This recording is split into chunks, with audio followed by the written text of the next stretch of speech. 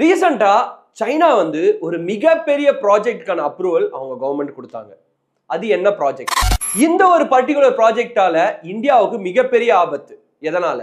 So இந்த மாதிரி நிறைய விஷயங்கள் ரீசெண்டா லாஸ்ட் வெட்னஸ்டே சைனா பண்ண ஒரு விஷயத்தால நம்ம இந்தியா சைனா பார்டர்ல கட்ட போற ஒரு மிகப்பெரிய டேம், அதாவது வேர்ல்ட்ஸ் லார்ஜஸ்ட் டேம் இதுதான் இனிமேல் அப்படின்னு சொல்ற அளவுக்கு ஒரு மிகப்பெரிய டேமை கட்ட போறாங்க. ஸோ இதனால நடக்க போற பிரச்சனைகள் என்ன, அட்வான்டேஜஸ் என்ன, டிஸ்அட்வான்டேஜஸ் இந்தியாவுக்கு என்ன, என்னென்ன ப்ராப்ளம்லாம் கிரியேட் ஆகும், எப்படி ஒரு எக்கோ சிஸ்டமையே அஃபெக்ட் பண்ற அளவுக்கு இந்த பிளான் அப்ரூவல் கொடுத்தாங்க அப்படின்றதா இந்த வீடியோல பார்க்க போறோம். எஸ், இது வந்து ஒரு வீடியோலாம் தாண்டி ஒரு மிகப்பெரிய மூமெண்ட் அப்படின்னு கூட சொல்லலாம். ஸோ இதெல்லாம் நம்ம டீடைலா பார்க்கலாம். இந்த மாதிரி வேர்ல்டு லெவல் பாலிடிக்ஸ் மட்டும் இல்லாம சினிமா ரெகுலர் அப்டேட்ஸ் இதெல்லாம் தெரிஞ்சுக்கணும்னு நினைச்சீங்கன்னா நம்ம சரக்கு சேனலை சப்ஸ்கிரைப் பண்ணி வச்சுக்கோங்க.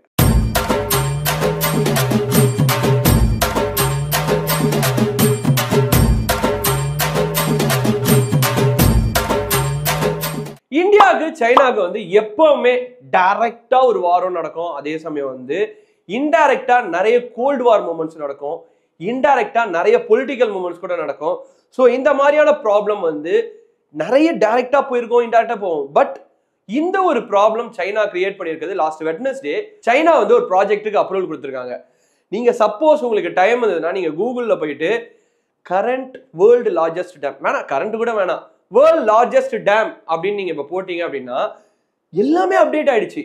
3 Georges dam in China which is going to be built in Arunachal Pradesh, அந்த சைனா பார்டர்ல அரௌண்ட் பிரம்மபுத்திரா ரிவர் அப்படின்ற மாதிரியே வந்துடுச்சு. ஸோ இந்த ப்ராஜெக்ட் வந்து இவங்களுக்கு வந்து ஒரு 2021ல இருந்து 24 வரைக்கும் இருக்க கவர்மெண்ட்டுக்கான ஒரு லாங் டேர்ம் பிளான். அதாவது இந்த ப்ராஜெக்டோட 2035-37 கம்ப்ளீட் பண்ணோம் அப்படின்ற ஒரு லாங் டேர்ம் கோலுக்காக இந்த ப்ராஜெக்ட்டுக்கு வந்து சைனா அப்ரூவல் கொடுத்துருக்காங்க. ஸோ இதோட மோட்டிவ் என்ன, ஸோ இதனால இந்தியா எப்படி அஃபெக்ட் ஆகும் அப்படின்னு பார்த்தீங்கன்னா, ஃபர்ஸ்ட் இதுக்கெல்லாம் நம்ம போறதுக்கு முன்னாடி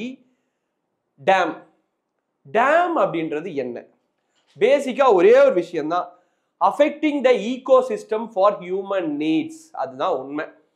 டேம் அப்படின்றது நம்மளோட மூதாதையர்கள் இல்லை நம்ம கரிகால சோழன் கட்டின இந்த கல்லணை கூட எடுத்துக்கிட்டோம்னா ஒரு தேவை, அந்த தேவை இருக்கு, உண்மையாலுமே மழை காலம் வெயில் காலம் ரொம்ப எக்ஸ்ட்ரீமா வருது அப்படின்னு பார்த்து அந்த தண்ணியை சேமிச்சு அந்தந்த பகுதிக்கு பிரிச்சு கொடுக்கறதுக்காக உருவாக்கப்பட்ட ஆர்டிபிஷியலான ஒரு பிளாக்கேஜ் தான் டேம். ஆனா இப்ப அப்படி கிடையாது. அது வந்து ஒரு பொலிட்டிக்கல் ஃபார்மா மாறிடுச்சு.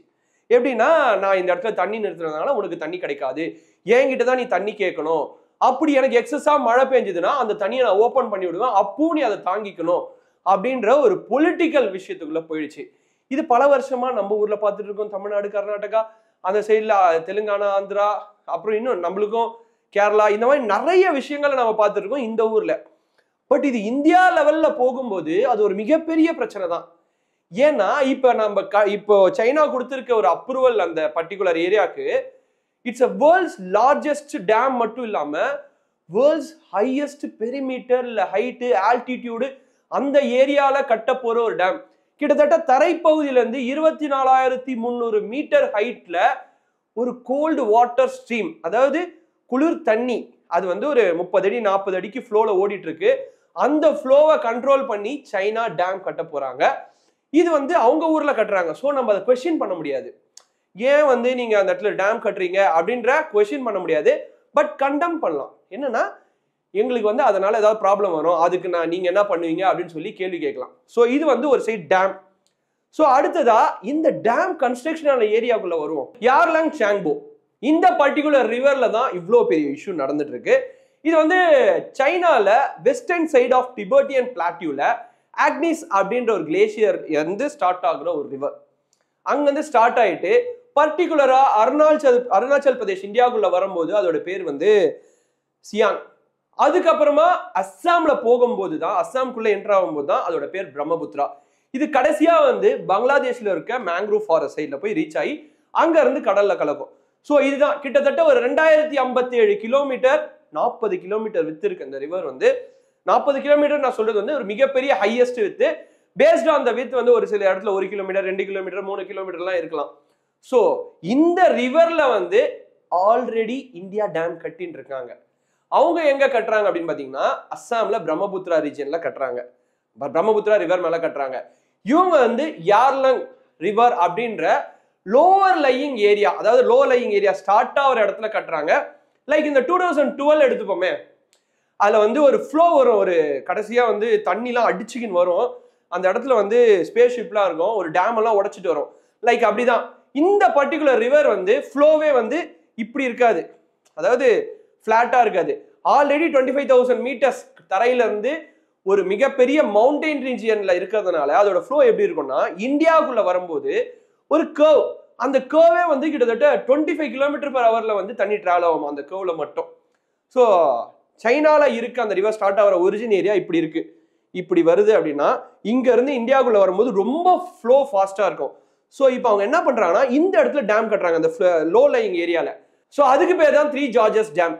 ஸோ அந்த ஸ்டார்டிங் கன்ஸ்ட்ரக்ஷனுக்கு இப்போ அப்ரூவல் கொடுத்துருக்காங்க. ஆல்ரெடி இந்தியாவில் கட்டிட்டு இருக்காங்கல்ல அந்த பிரம்மபுத்திரா டேம் வந்து கிட்டத்தட்ட ஒரு 50,000 கோடி பட்ஜெட்ல இந்தியா இதை வந்து 2006லயே சைனா கூட சேர்ந்து இந்த மாதிரி வந்து நீர் பகிர்வுக்கு அப்படின்னு சொல்லி ஒரு தனி குழு அமைச்சு இந்த இந்திய வெளியுறவுத்துறை அமைச்சரும் சைனா வெளியுறவுத்துறை அமைச்சரும் 2 பேரும் பேசி ப்ராப்ளம் வந்து ஃபியூச்சரிஸ்டிக்கா நிறைய வரக்கூடாதுன்னு சொல்லி அப்பவே இந்தியா வந்து ஒரு ப்ராஜெக்டை ஸ்டார்ட் பண்ணி இப்ப போயிட்டு இருக்கு. அது வந்து அதோட 3rd ஸ்டேஜ் கிட்ட இருக்கு அப்படின்னு சொல்றாங்க. ஸோ அது எதுக்கு கட்டுறாங்க அப்படின்னு பார்த்தோம்னா முக்கியமான விஷயம் ஹைட்ரோ எலக்ட்ரிக் பவர். அதுக்கு அடுத்துதான் வந்து சைனால இருந்து வர ஃப்ளோவை கட் பண்ணணும், அதாவது பார்டர்ல அவ்வளோ வேகமா வர வாட்டரோட ஃபோர்ஸை கட் பண்ணி பெரிய வெள்ள பாதிப்பெல்லாம் நம்ம தடுக்கணும் அப்படின்னா அந்த ப்ராஜெக்டை கட்டிட்டு இருக்காங்க. பட் இது வந்து ஒரு பெரிய ப்ராப்ளமா இப்ப கிரியேட் ஆயிருக்கு. ஏன்னா சைனா அவங்க ரீஜியன் யார்லங் ரிவர் அப்படின்ற இடத்துல தான் கட்ட போறாங்க. ஆனா அது வந்து ரொம்ப ஹையர் ஆல்டிடியூட் அப்படின்றதுனால சைனா அங்க கட்டுறதுக்கே ஒரு மிகப்பெரிய ப்ராப்ளம் இருக்கு. செஸ்மிக் ஜோன்ஸ் அப்படின்னு சொல்ற அடிக்கடிக்கு எர்த்குவேக் இல்ல டெக்டானிக் பிளேட்ஸ் மூவ்மெண்ட் இருக்க ஒரு ஏரியா அப்படின்றதுனால இதை வந்து ஸ்ட்ராங்கா நம்ம வந்து எதிர்த்து நின்றுதான் ஆகணும் அப்படின்ற நிலைமையில நாம இருக்கோம். ஏன்னா நம்ம கட்டியிருக்க ஏரியா ரொம்ப லோ லையிங் ஏரியா, பெரிய ப்ராப்ளம் இருக்காது. அப்படியே ப்ராப்ளம் இருந்தாலும் அதை ஃபேஸ் பண்ற அளவுக்கு ஒரு இது இருக்கு. பட் சைனா கட்டியிருக்க ஹையர் ஆல்டிடியூட் ஏரியால சப்போஸ் டெக்டானிக் பிளேட்ஸ் இல்ல எர்த்குவேக்ஸ் ஏதாவது வருது அப்படின்னா அது ஒரு மிகப்பெரிய பேரழிவை கொடுக்கும் அப்படின்ற மாதிரி சொல்றாங்க.